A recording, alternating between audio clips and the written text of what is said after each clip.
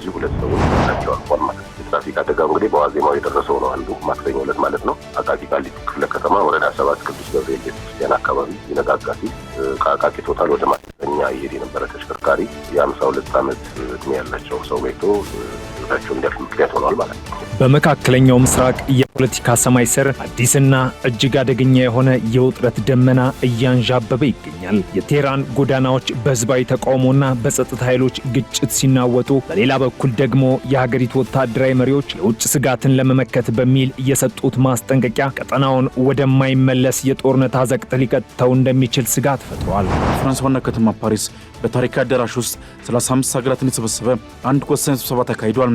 ይህ ስብሰባ የፈቃደኞች ጥምረት በመባል የሚታወቀው የዩክሬን ወዳጆች ስብስብ ለዓመታት ሲፈራና ሲጠበቅ የነበረውን ውሳኔ ያሳለፈበት ነበር።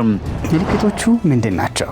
በእግሮቻችን ጣቶች መካከል ማሳከክ፣ የቆዳ መፈርፈር፣ ማቃጠል ሲኖር፣ ከዚህ በተጨማሪ እነዚህ ፍርፋሪዎች መጥፎ ሽታ ሊኖራቸው ይችላል። ሰላም ጤና ይስጥልን ውድ የሀገሬ ቴሌቪዥን ተመልካቾች እንደምን አምሽታችኋል። ሙሴ ከበደ ከመላው ስቱዲዮ ባለሙያዎች ጋር የሰዓቱን መረጃዎች ይዘን ቀርበናል። እስከ ፍጻሜው አብራችሁን ቆዩም። በቀዳሚነት አበይት ወዳደረግናቸው ርዕሰ ጉዳዮች አመራለሁ። የዘንድሮ የገና በዓል በአዲስ አበባ ከተማ ምንም እንኳን ሰላማዊ በሆነ ሁኔታ ቢጠናቀቅም በበዓሉ ዋዜማና በዕለቱ በደረሱ የትራፊክ አደጋዎችና በከሰል ጭስ መታፈን የአራት ሰዎች ሕይወት ማለፉን የአዲስ አበባ ፖሊስ አስታውቋል። ፖሊስ በበዓሉ ወቅት የጸጥታና የትራፊክ ደህንነትን ለመጠበቅ ሰፊ የቁጥጥር ስራ ሲያከናውን መቆየቱንና ሕግ በጣሱ አሽከርካሪዎች ላይም እርምጃ መውሰዱን ገልጿል። ለገብርኤል ታደሰ ተጨማሪውን አዘጋጅቷል።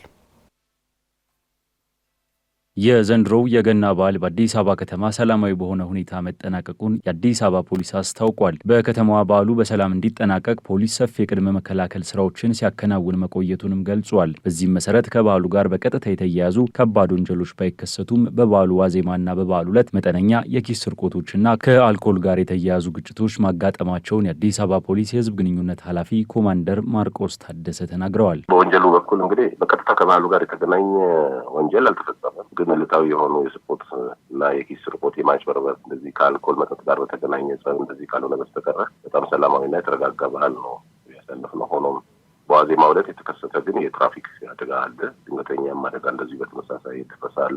አክለውም በዋዜማውና በበዓሉ ዕለት በአጠቃላይ የአራት ሰዎች ህይወት ማለፉን አረጋግጠዋል። ሁለቱ ሰዎች በአቃቂ ቃሊቲና በሀያት ሆስፒታል አካባቢ በደረሱ የትራፊክ አደጋዎች ህይወታቸውን ሲያጡ፣ ቀሪዎቹ ሁለቱ ሰዎች ደግሞ በየካና በአዲስ ከተማ ክፍለ ከተማ በከሰል ጭስ ታፍነው መሞታቸውን ገልጸዋል። በትራፊክ አደጋ ሁለት ሰዎች ናቸው ህይወታቸው ያለፈው። በተመሳሳይ ደግሞ በከሰል ጭስ እንደዚህ ሁለት ሰዎች ህይወታቸው አልፏል ማለት ነው። የትራፊክ አደጋው እንግዲህ በዋዜማው የደረሰው ነው አንዱ ማክሰኞ ዕለት ማለት ነው። አቃቂ ቃሊቲ ክፍለ ከተማ ወረዳ 7 ቅዱስ ገብርኤል ቤተክርስቲያን አካባቢ ይነጋጋ ሲል ከአቃቂ ቶታል ወደ ማሰልጠኛ ይሄድ የነበረ ተሽከርካሪ የ52 ዓመት እድሜ ያላቸው ሰው ቤቶ ህይወታቸው እንዲያልፍ ምክንያት ሆኗል ማለት ነው። ሌላው የትራፊክ አደጋ ወረዳ 3 ሀያት ሆስፒታል አካባቢ የደረሰው ነው። ይሄ ተሽከርካሪ ከኢምፔሪያል ወደ ቦሌ ብራስ እየሄደ እንደዚህ በተመሳሳይ መንገድ ሲያቋርጡ የነበሩ የ40 ዓመት ሴት የዕለት ሁለት ማለት ነው የበዓሉ ዕለት በመኪና ተገኝተው ህይወታቸው አልፏል።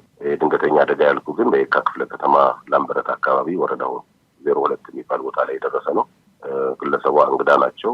ከሰል ጭስ ቤት ውስጥ ከሰል አቀጣጥለው ቤት ውስጥ ተኝተው ነበር። እዛው እንደተኙ እንግዲህ በከሰል ጭስ ምክንያት ህይወታቸው አልፏል ማለት ነው። በተመሳሳይ በከሰል ጭስ አዲስ ከተማ ክፍለ ከተማ ወረዳ 16ም አንድ ወንድ እንደዚሁ በተመሳሳይ በከሰል ጭስ ታፍነው ህይወታቸው አልፏል። እነዚህ ነገሮች እንግዲህ የደረሱ ድንገተኛና የትራፊክ አደጋዎች ናቸው። በተጨማሪም አሽከርካሪዎች ጠጥተው እንዳያሽከረክሩ በተመረጡ 5 ወረዳዎች ጥብቅ ቁጥጥር መደረጉን የገለጹ ሲሆን በዚህም መሰረት 395 አሽከርካሪዎች ላይ የአልኮል መጠን ቁጥጥር መደረጉንና ከነዚህም ውስጥ 26 ያህሉ ከመጠን በላይ ጠጥተው ሲያሽከረክሩ በመገኘታቸው እርምጃ መወሰዱን ተናግረዋል። ከዚህ ባሻገር ግን በተመረጡ 5 ቦታዎች ላይ ያው ቀደም ሲል እንደገለጽነው በተለያዩ ቦታዎች አልኮል ቴስት እናደርጋለን ብለናል። አሽከርካሪዎች ከአሽከርካሪዎች ጋር በተገናኙ ወደ 395 የሚሆኑ አሽከርካሪዎች ቁጥጥር ተደርጎባቸዋል። የአልኮል ቁጥጥር ማለት ነው። ከነዛ ውስጥ እንግዲህ ወደ 26 የሚሆኑት አሽከርካሪዎች ከመጠን በላይ ጠጥተው ሲያሽከረክሩ ተይዘው በደንቡ መሰረት ተገቢው እርምጃ ተወስዶባቸዋል። ከዛ ባሻገር 26 የሚሆኑ ደግሞ 25 ደግሞ የሚሆኑ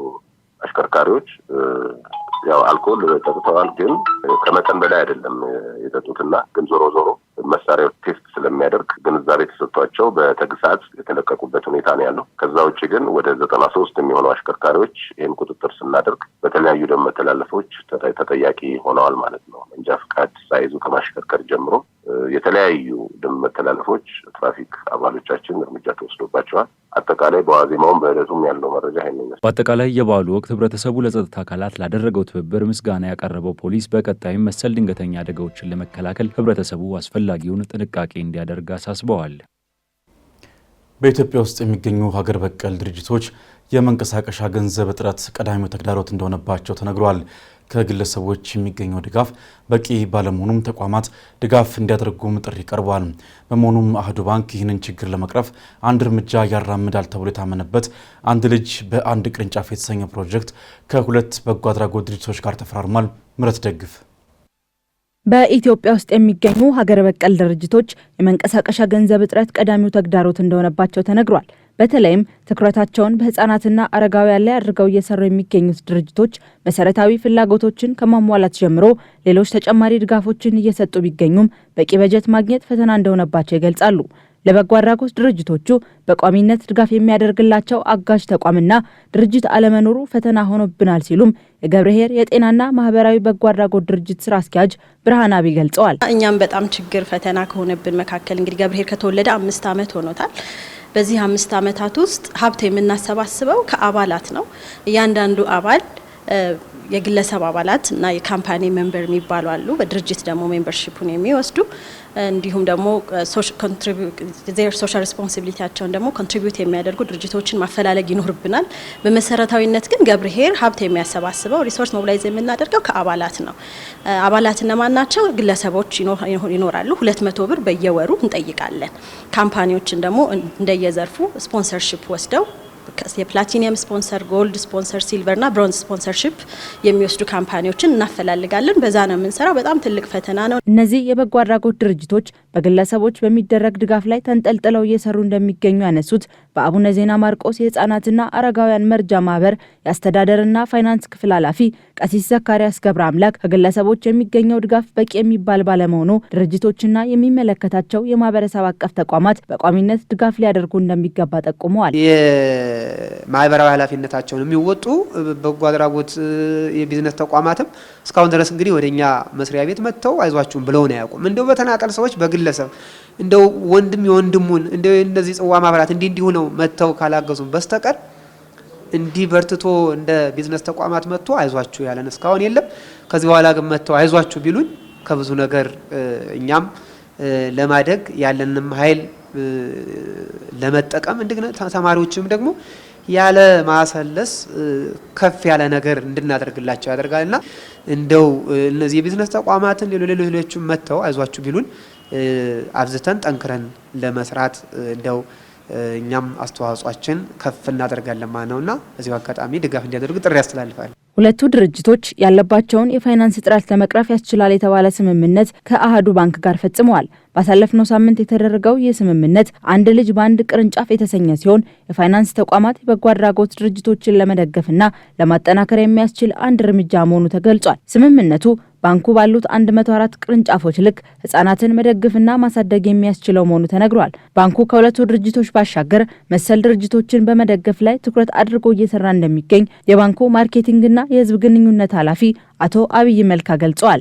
ህጻናትንና አረጋውያንን በመርዳትና በማገዝ ላይ ያሉ ሁለት ተቋማትን መርጠን ቅድም ያለውን አንድ ቅርንጫፍ ለአንድ ልጅ የሚለውን ስንመሰረት ለህብረተሰቡ ቃል የገባነውን እውን በማድረግ ከዚህ በፊት ስንሄድበት ነበር። ይሄ ድጋፍ የመጣው እንግዲህ በዋነኛነት የባንኩን ሰራተኞች በማስተባበር ከወራዊ ደሞዛቸው ላይ በፍቃደኝነት ለዚህ በጎ ዓላማ ያለን ብለው ሰጥተውን፣ ሁለተኛ ባንኩ ደግሞ የራሱን ጨምሮ ስለዚህ 104 ህጻናት የሚያድጉበትን በጋራ ነው እና ይሄ በፍቅር የተደረገ ነው። ባንኩም ከማህበራዊ ኃላፊነቱ አንጻር ሰራተኞቹም ከራስ ከወራዊ ደሞዛቸው ላይ ለትውልድ እናበርክት የሚለውን በማበርከት ነው። ለጊዜው ከሁለት የግብረሰናይ ድርጅቶች ጋር በ104 ቅርንጫፍ በ104 ህጻናት እየሰራ እንገኛለን። ወደፊት አብሮ ይሄ እያደገ የሚሄድ ነው ብለን ነው የምናስበው። በፕሮጀክቱ ተካታች የተደረጉት ድርጅቶቹ ከባንኩ ጋር ያደረጉት ስምምነት ፍሬያማ የሚባል መሆኑን ያነሱ ሲሆን ሌሎች ተቋማትና ግለሰቦች ተግባሩን በአርአያነት በመውሰድ ማስቀጠል እንደሚገባቸውም ገልጸዋል። የኢራን ጦር ዋና አዛዥ ሜጀር ጀነራል አብዱራሂም ሙሳዊ ኢራን በብሔራዊ ጥቅሟና በሉዓላዊነቷ ላይ የሚሰነዘሩ ማንኛውንም የቃላት ጦርነቶችና ዛቻዎች በዝምታ እንደማትመለከት አስታወቁም። ከጠላት የሚሰነዘርን አደጋ ለመመከት ኢራን የግድ ጥቃት እስኪፈጸምባት እንደማትጠብቅ ገልጸው አደጋው አይቀርም ብላ ካመነች የቅድመ መከላከል ጥቃት ከመሰንዘር ወደ ኋላ እንደማትል አስጠንቅቀዋል። ዳግም ተገኝ በመካከለኛው ምስራቅ የፖለቲካ ሰማይ ስር አዲስና እጅግ አደገኛ የሆነ የውጥረት ደመና እያንዣበበ ይገኛል። የቴህራን ጎዳናዎች በህዝባዊ ተቃውሞና በጸጥታ ኃይሎች ግጭት ሲናወጡ፣ በሌላ በኩል ደግሞ የሀገሪቱ ወታደራዊ መሪዎች የውጭ ስጋትን ለመመከት በሚል የሰጡት ማስጠንቀቂያ ቀጠናውን ወደማይመለስ የጦርነት አዘቅት ሊከተው እንደሚችል ስጋት ፈጥሯል። ኢራን በአሁኑ ወቅት በሁለት ግንባሮች እየተፈተነች ትገኛለች። አንደኛው በውስጥ የፈነዳው ህዝባዊ ቁጣ ሲሆን፣ ሁለተኛው ደግሞ ከአሜሪካ በተለይም ፕሬዚዳንት ዶናልድ ትራምፕ አስተያየት በኋላ የተፈጠረው የውጭ ስጋት ነው። የኢራን ወታደራዊ አመራር በሰጠው እጅግ ጠንካራና ያልተጠበቀ መግለጫ አሜሪካ ወይም አጋሮቿ በኢራን ላይ ወታደራዊ እርምጃ ለመውሰድ የሚያስቡ ከሆነ ቴህራን ጥቃቱ እስኪሰነዘርባት እንደማትጠብቅና የቅድመ መከላከል ጥቃት እንደምትሰነዝር አውጃለች። ይህ መግለጫ የመጣው ዶናልድ ትራምፕ በቅርቡ በሰጡት አስተያየት ኢራንን በተመለከተ ጠንከር ያለ እርምጃ ሊወሰድ እንደሚገባ ከተናገሩ በኋላ ነው። የኢራን ወታደራዊ አዛዦች ይህንን የትራምፕ ንግግር እንደ ተራ ፖለቲካዊ ዲስኩር ሳይሆን እንደ ቀጥተኛ የሉዓላዊነት ስጋትና የጦርነት እወጃ እንደቆጠሩት የሚያሳይ ነው ብለዋል። የኢራን አብዮታዊ ዘብ ጠባቂ ከፍተኛ አዛዥ በሰጡት መግለጫ ኢራን የጦር ኃይል አቅም ከዚህ ቀደም ከነበረው በተለየ ደረጃ ላይ እንደሚገኝና ማንኛውንም የውጭ ኃይል ኢራንን ለማጥቃት እንቅስቃሴ ማድረጉን በስለላ መረጃዎች ካረጋገጡ ጠላት እንቅስቃሴ ከማድረጉ በፊት ኢራን የመምታት መብቷን እንደምትጠቀም አስጠንቅቋል። ይህ የቅድመ መከላከል ጥቃት ጽንሰ ሐሳብ በኢራን የመከላከያ ዶክትሪን ውስጥ አዲስና አደገኛ ለውጥን ያሳያል። እስካሁን ድረስ ኢራን ስትከተል የነበረው ስልት ተመጣጣኝ ምላሽ ወይም ጥቃት ከተሰነዘረ በኋላ የሚሰጥ አጸፋዊ እርምጃ ነበር። አሁን ግን አዛዦቹ ጠላት ለማጥቃት ሲዘጋጅ ካየን ቀድመን እናጠፋለን ማለታቸው በቀጠና ያለውን የጥርጣሬና የፍርሃት ድባብ አባብሶታል ሲል ፎክስ ኒውስ ዘግቧል። ኢራን በቅርቡ ያሳየችው የሚሳኤልና የድሮን ቴክኖሎጂ እድገት እንዲሁም በሆርሙዝ ባህረ ሰላጤና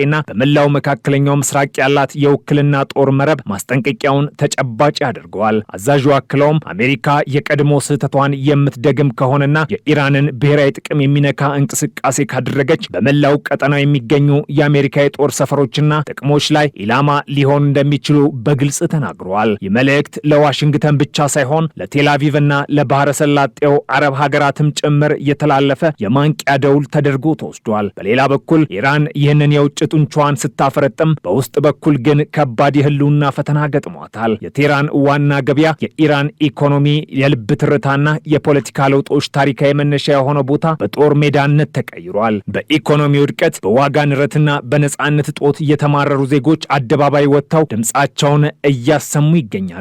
የጸጥታ ኃይሎችና የተቃውሞ ሰልፈኞች በዋና ገበያና በዙሪያው ባሉ ጎዳናዎች ላይ ያደረጉት ግጭት እጅግ ደም አፋሳሽ እየሆነ መጥቷል። ከስፍራው የሚወጡ መረጃዎች እንደሚያመለክቱት የሟቾች ቁጥር በከፍተኛ ሁኔታ እየጨመረ ሲሆን እስካሁን ባለው መረጃ ቢያንስ 36 ሰዎች ሕይወታቸውን አጥተዋል። ይህ ቁጥር በየሰዓቱ ሊጨምር እንደሚችል የሰብአዊ መብት ተሟጋቾች እየገለጹ ይገኛሉ። የቴህራን ግራንድ ባዛር ነጋዴዎች ሱቆቻቸውን በመዝጋት ከተቃውሞ ጋር መቀላቀላቸው ለገዢው አካል ትልቅ የራስ ምታት ሆኗል። በታሪክ እንደታየው የባዛሩ ነጋዴዎች ፊታቸውን በመንግስት ላይ ሲያዞሩ የስርዓቱ መሰረት ይናጋል። እንደ አውሮፓውያኑ አቆጣጠር በ1979 የነበረው ኢስላማዊ አብዮት ስኬታማ የሆነው የባዛሩ ነጋዴዎች ሻህን በመቃወም አድማ በመምታታቸው ነበር። አሁን ታሪክ ራሱን እየደገመ ይመስላል።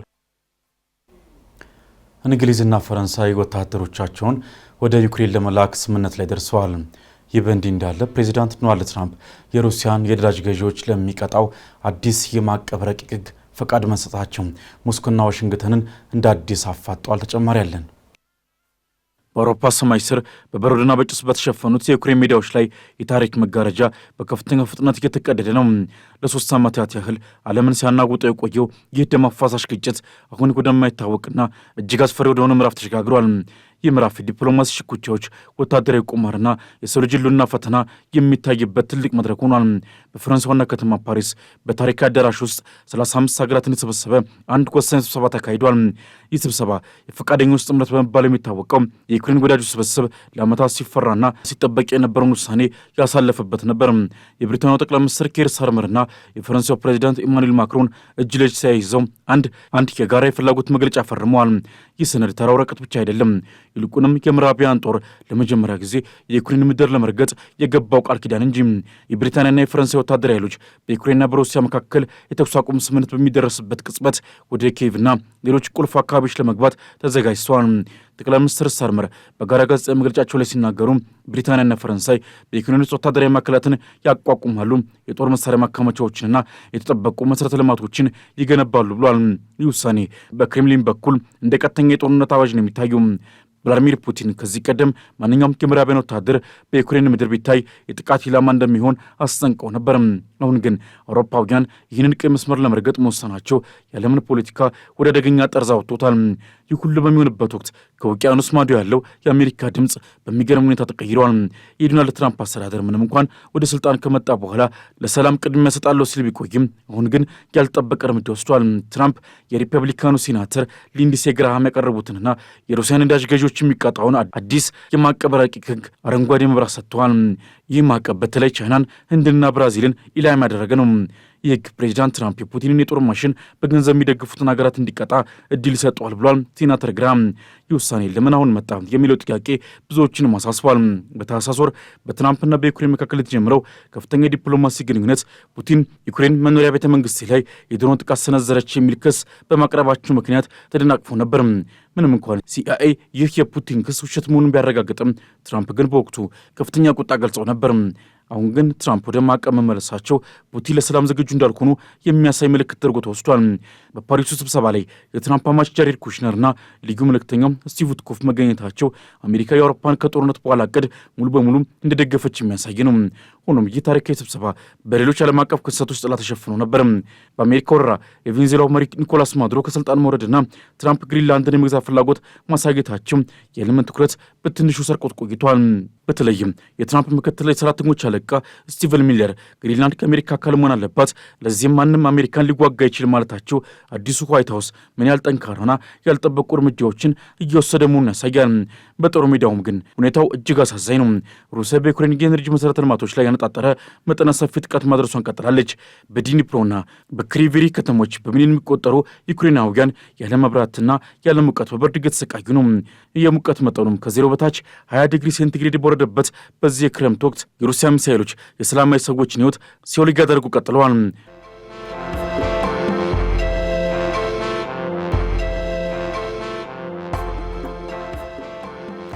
ወደ አጫጭር መረጃዎቻችን አለፍን። በአፍሪካ አህጉራዊ ነጻ የንግድ ቀጠና ስምምነት መሰረት እሴት የታከለበት የኢትዮጵያ ቡናን ለአፍሪካ ሀገራት ገበያ መላክ መጀመሩን የኢትዮጵያ ቡናና ሻይ ባለስልጣን አስታወቀም።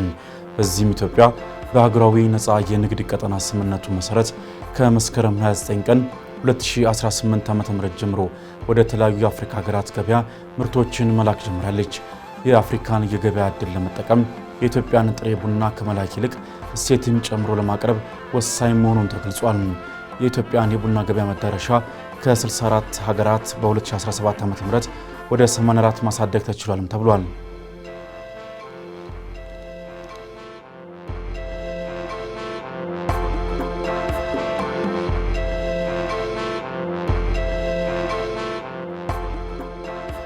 የጢስ አባይ 1 የኃይል ማመንጫ ጣቢያን ወደ ስራ ለመመለስ እየተሰራ ነው ተባለም። ለበርካታ ዓመታት አገልግሎት መስጠት ያቆመውን የጢስ አባይ 1 የኃይል ማመንጫ ጣቢያን ወደ ስራ ለመመለስ በራስ አቅም የጥገና ስራ እየተከናወነ መሆኑን የኢትዮጵያ ኤሌክትሪክ ኃይል ገልጿል። 13 ሜጋዋት ኃይል የሚሰጡ 3 ዩኒቶች የነበሩት የኃይል ማመንጫው ለረጅም ዓመታት አገልግሎት መስጠት አቁሞ ቆይቷል።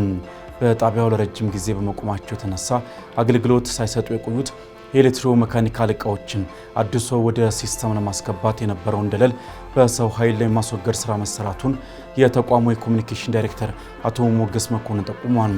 ጢስ አባይ 1 የብሬከሮችና የትራንስፎርመር ዘይት የማጣራት ስራ ከተሰራ በኋላ የጣቢያው የጥገና ስራ ሙሉ በሙሉ ይጠናቀቃል ተብሏል።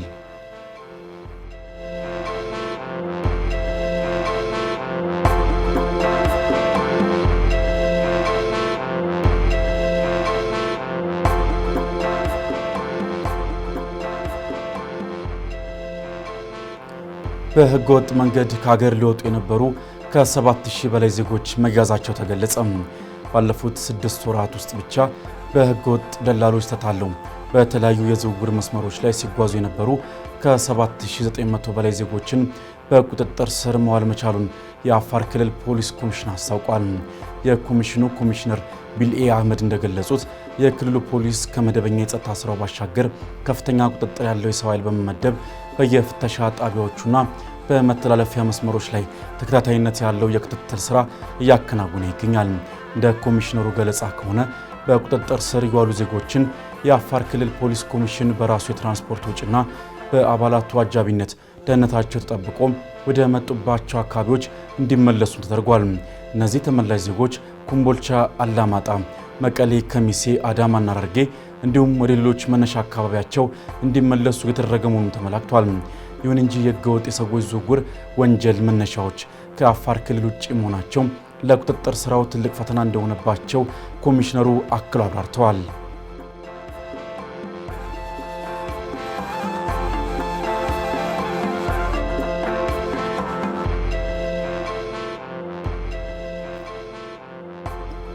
ከውጭ የሶማሊያ ብሔራዊ ጦር በአልሸባብ ታጣቂዎች ላይ ሁለንተናዊ ጦርነት ማወጁን አስታወቀም።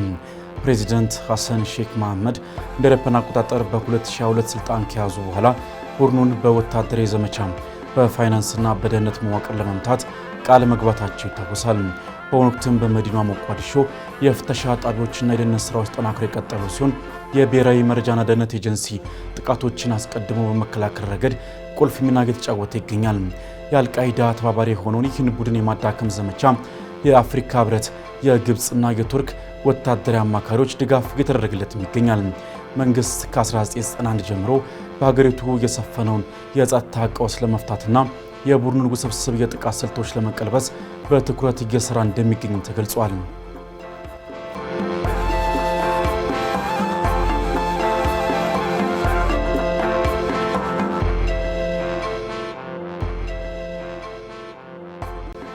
በመጨረሻም የጀርመኑ ፕሬዚደንት ፍራንክ ዋልተር በዶናልድ ትራምፕ የምትመራው አሜሪካ የምትከተለው የውጭ ፖሊሲ የዓለምን ስርዓት እያፈረሰ ነው ሲሉ ተቹ። ፕሬዚዳንቱ ዓለም ግብረገብነት በሌላቸው ኃይሎች የሚመራ የዘራፊዎች ዋሻ እንዳይሆንና ህገወጥነት እንዳይነግስ አስጠንቅቀዋል። በተለይም በሳምንቱ መጨረሻ የቬኔዙዌላ ፕሬዚዳንት ኒኮላስ ማዱሮ ከስልጣን መውረድን ተከትሎ የታዩ የአሜሪካ እርምጃዎች ዓለም አቀፍ ዲሞክራሲን አደጋ ላይ የሚጥሉ መሆኑን ጠቅሰዋል። የአሜሪካ አካሄድ እንደ ሩሲያ የዩክሬን ወረራ ሁሉ ታሪካዊ ስብራት መሆኑን በመጥቀስም እንደ ብራዚልና እንዲያሉ ሀገራት የዓለምን ስርዓት ለመጠበቅ በንቃት እንዲሳተፉ ጥሪ አቅርበዋል። አሜሪካ ቀደም ሲል የገነባችውን ስርዓት ራሷ እያፈረሰችው መሆኑንም አክለው ገልጸዋል።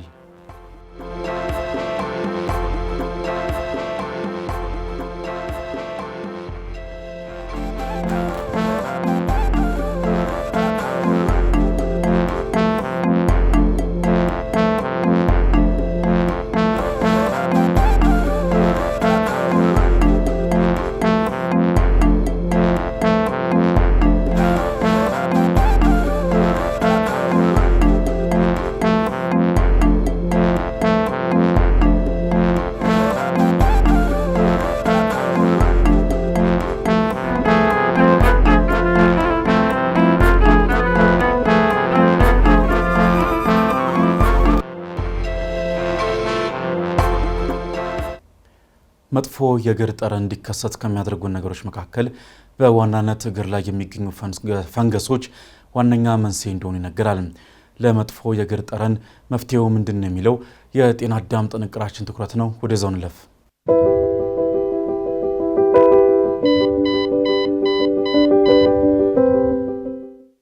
ሰላም። እግሮት መጥፎ ጠረን እያመጣ ተቸግረዋል? ምክንያቱን እነግራችኋለሁ። አብራችሁን ቆዩ። ዶክተር ቢኒያም ሳኔ። መጥፎ የእግር ጠረን እንዲኖረን ከሚያደርጉ ነገሮች ውስጥ በዋናነት እግር ላይ የሚገኙ ፈንገሶች ይጠቀሳሉ። እነዚህ ፈንገሶች ከሰው ወደ ሰው የሚተላለፉባቸው ምክንያቶች አንደኛ በባዶ እግር የህዝብ መታጠቢያዎች፣ በመዋኛ ገንዳዎች ውስጥ መራመድ፣ ፎጣዎችን፣ ካልሲዎችን ወይም ጫማዎችን ከሰዎች ጋር መጋራት፣ ጠባብ እና ጥብቅ አድርገው የሚይዙ ጫማዎችን ለረጅም ሰዓታት መልበስ በፈንገስ መተላለፍ እንዲኖር ያደርጋል። ምልክቶቹ ምንድን ናቸው? በእግሮቻችን ጣቶች መካከል ማሳከክ፣ የቆዳ መፈርፈር፣ ማቃጠል ሲኖር፣ ከዚህ በተጨማሪ እነዚህ ፍርፋሪዎች መጥፎ ሽታ ሊኖራቸው ይችላል። በዋናነት በአራተኛውና በአምስተኛው ጣቶቻችን መካከል በምስሉ ላይ እንደምትመለከቱት አይነት የቆዳ መፈርፈር ይከሰታል። የቆዳ ፈንገስ ወይንም የእግር ፈንገስ ሕክምናው ምን ይመስላል? ጸረ ፈንገስ ክሬሞችን ወይንም ፓውደሮችን ከፋርማሲ ውስጥ በመግዛት መጠቀም እንችላለን። ከዚህ በተጨማሪ እግራችንን በደንብ ከታጠብን በኋላ በደንብ ማድረቅ ይኖርብናል። እንዲሁም ካልሲዎችን፣ ጫማዎችን፣ ፎጣዎችን ከሰዎች ጋር መጋራት ማቆም ይኖርብናል። በእነዚህ በሚቀቡ መድኃኒቶች ለውጥ ካላገኙ ሐኪሞች በአፍ የሚወሰድ ጸረ ፈንገስ መድኃኒቶች ሊያዙሎት ይችላሉ። በመጨረሻም ሁል ጊዜ እግሮትን በደንብ ያድርቁ። ጫማዎትን፣ ካልሲዎትን፣ ፎጣዎትን ከሰው ጋር መጋራትን ያቆሙ። በህዝብ መታጠቢያዎች እንዲሁም በዋና መዋኛ ቦታዎች ላይ ባዶ እግሮትን አይራመዱ። ሰላም።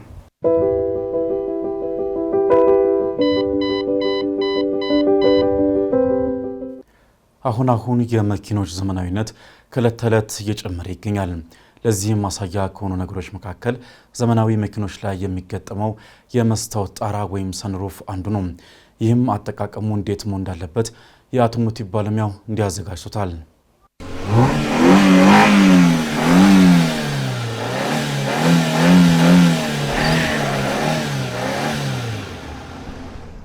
ሰላም እንደምናላችሁ ውድ ተመልካቾቻችን፣ በዝግጅታችን አሁን ከአነስተኛ መኪኖች ጀምሮ እስከ ቅንጡ መኪኖች ላይ የሚገኘውና ወሳኝ የሆነውን ነገር እናያለን። ይህም ሰሩፍ ወይ ደግሞ መኪኖች ላይ የሚገኘው የመስታወት ጣራ አጠቃቀም በደንብ እንመለከታለን። ከመረጃዎቹ ጋር አብራችሁ የምቆየው የአውቶሞቲቭ ባለሙያ አዶንያ ብርሃኔ። መልካም ቆይታ። የመኪና የመስታወት ጣሪያ በጣም ተወዳጅ የሆነና ዘመናዊ መኪኖች ላይ የሚገኝ ነው። በከተማ ውስጥ ይሁን ከከተማ ውጪ ስንፈልግ በመስታወት ወይም ሙሉ ለሙሉ ከፍተን መጠቀም ያስችለናል። ነገር ግን በትክክል ካልተጠቀምንበት ሲበላሽ ከፍተኛ ወጪ ሊያስወጣን ይችላል። ስለዚህ ዛሬ የምናየው የሰሩፍ ወይም የመስታወት ጣሪያ እንዳይበላሽ እንዴት መከላከል እንደምንችል ነው። መጀመሪያ ግን የቴክኖሎጂ እንዴት እንደሚሰራ እንመልከት። ይህ ቴክኖሎጂ የሚሰራው በአነስተኛ የኤሌክትሪክ ሞተሮች በመታገዝ ነው። ይህም ራሱን የቻለ ሀዲድ አለው። ይህ በጎሚኒ የተሸፈነ ነው፣ ከአንዳንድ ነገሮች ለመከላከል ማለት ነው። ይህ ሰሩፍ ወደ ላይ የሚከፈት የሚባል አለ፣ የሚንሸራተት የሚባል አለ፣ ፓናሮሚክ እንዲሁም ደግሞ ሙንሩፍ የሚባሉ የተለያዩ የሰሩፍ አይነቶች አሉ። ነገር ግን ሁሉም አሰራራቸው ተመሳሳይ ነው። እነዚህ ላይ የመኪና ባለቤቶች የሚሰሯቸው ከፍተኛ ወጪ የሚያስወጡ አንዳንድ ስህተቶች አሉ። የመጀመሪያው የመኪናው የመስታወቱ ጣሪያ ቆሽሾ ባለበት ሁኔታ የመስታወቱን ጣራ ለመክፈት መሞከር በጊዜ ሂደት የመስታወቱን ጣራ ላይ የሚገኘውን ጎሚኒ እንዲበላ ያደርጋል። ከዚህ በተጨማሪ ደግሞ ከዛፍ ስር ከቆመን በኋላ የመስታወቱን ጣሪያ ከመክፈታችን በፊት ከዛፉ የወደቁ ቅጠላቅጠሎች ወይ ሌሎች ነገሮች ሀዲዱን እንዳልሸፈኑት ማረጋገጥ ይኖርብናል። ሌላኛው ደግሞ በአንድ ጊዜ 2 ትዕዛዝ መስጠት ነው። ይህን ስንል የመኪናው ሰሩፍ እንዲከፍት አዘነው ወዲያውኑ ደግሞ ትዕዛዙን ሳይጨርስ ሌላ ትዕዛዝ ማለትም እንዲዘጋ በተደጋጋሚ የምናዘው ከሆነ በሚከፍትበትና የሚዘጋው የኤሌክትሪክ ሞተሩ ላይ ያለ ጊዜው እንዲበላሽ ሊያደርግብን ይችላል። ከዚህ በተጨማሪ የመኪናውን ጣሪያ በከፍተኛ ፍጥነት ይሁን ወይ ደግሞ አነስተኛ ዝናብ ባለበት ሁኔታ መስታወቱን ጣራ ክፍት አድርገን ምናሽከረክር ከሆነ ጉዳት ሊያስከትልብን ይችላል።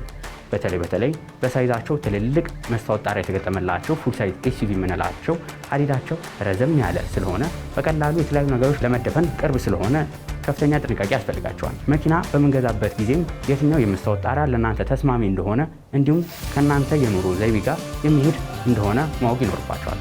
ብዙ ጊዜ ከከተማ ውጪ አቧራማ ወይ ሌሎች ነገሮች ጠጠሮች የበዛበት ቦታ የምናሽከረክር ከሆነ ግን በተቻለ መጠን የመስታወት ጣሪያ የሌላቸው ተሽከርካሪዎች ብንጠቀም የተሻለ ነው። ለዛሬ ይዤላችሁ የቀረቡት መረጃ ይህን ይመስል ነበር። በቀጣይ ሌሎች ከመኪና ጋር በተገናኙ መረጃዎች እስከምንገናኝ ድረስ መልካም ሁሉ ተመኘው።